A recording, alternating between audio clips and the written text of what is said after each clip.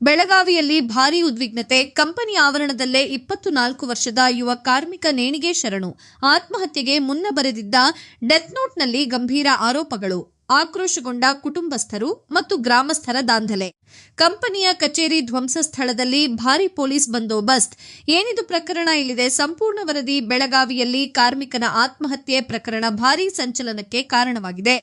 ಬೆಳಗಾವಿಯ ಹಿಂಡಾಲ್ಕೋ ಕಂಪನಿಯಲ್ಲಿ ಕೆಲಸ ಮಾಡುತ್ತಿದ್ದ ಮುತ್ಯನಟ್ಟಿ ಗ್ರಾಮದ 24 ವರ್ಷದ ಶಂಕರ ತಳವಾರ ಅವರು ಬುಧವಾರ ಕಂಪನಿಯ ಆವರಣದಲ್ಲೇ ನೇಣು ಹಾಕಿಕೊಂಡು ಆತ್ಮಹತ್ಯೆ ಮಾಡಿಕೊಂಡಿದ್ದಾರೆ.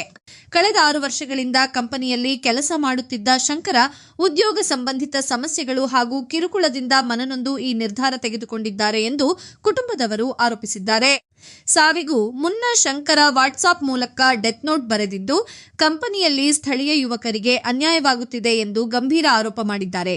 ಎಸ್ಎಸ್ಎಲ್ಸಿ ಮತ್ತು ಐಟಿಐ ವಿದ್ಯಾರ್ಹತೆ ಹೊಂದಿದ ಸ್ಥಳೀಯರಿಗೆ ಉದ್ಯೋಗ ಸಿಗುತ್ತಿಲ್ಲ.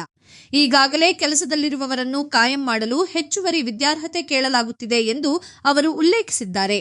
ಇದರ ಜೊತೆಗೆ ಕಾಯಂ ಉದ್ಯೋಗ ಮಾಡಿಸುವ ಭರವಸೆ ನೀಡಿ ಕೆಲವರು ಹಣ ಪಡೆದಿದ್ದಾರೆ. ಆದರೆ ಹಣವನ್ನು ಮರಳಿ ನೀಡುತ್ತಿಲ್ಲ ಎಂಬ ಆರೋಪವನ್ನು ಡೆತ್ ನೋಟ್ನಲ್ಲಿ ಮಾಡಿದ್ದಾರೆ ಎಂದು ಮೂಲಗಳು ತಿಳಿಸಿವೆ. ತಾಯಿ ತಂದೆಯ ಕ್ಷಮೆ ಯಾಚಿಸಿರುವ ಶಂಕರ ತನ್ನ ಸಾವಿನ ಹಿಂದೆ ಇರುವ ಕಾರಣಗಳ ಬಗ್ಗೆ ಸಮಗ್ರ ತನಿಖೆ ನಡೆಸುವಂತೆ ಮನವಿ ಮಾಡಿದ್ದಾರೆ.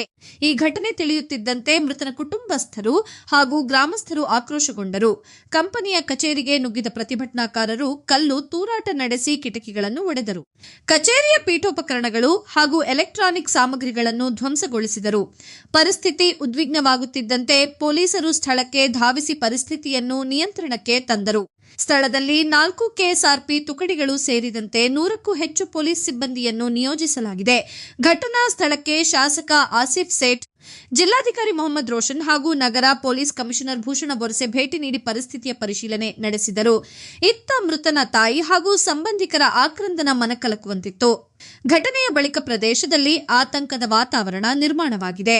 ಈ ಪ್ರಕರಣದ ಕುರಿತು ಪೊಲೀಸ್ ತನಿಖೆ ಮುಂದುವರೆದಿದ್ದು, ಡೆತ್ ನೋಟ್ ಸೇರಿದಂತೆ ಎಲ್ಲ ಆಯಾಮಗಳಲ್ಲಿ ತನಿಖೆ ನಡೆಯುತ್ತಿದೆ. ಕಾರ್ಮಿಕನ ಆತ್ಮಹತ್ಯೆ, ಡೆತ್ ನೋಟ್ನಲ್ಲಿರುವ ಆರೋಪಗಳು ಹಾಗೂ ನಂತರ ನಡೆದ ಹಿಂಸಾತ್ಮಕ ಘಟನೆ ಹಲವು ಪ್ರಶ್ನೆಗಳನ್ನು ಎಬ್ಬಿಸಿವೆ. ಆತ್ಮಹತ್ಯೆಗೆ ನಿಖರ ಕಾರಣವೇನು? ಡೆತ್ ನೋಟ್ನಲ್ಲಿರುವ ಆರೋಪಗಳಿಗೆ ಸಾಕ್ಷ್ಯವೇನು?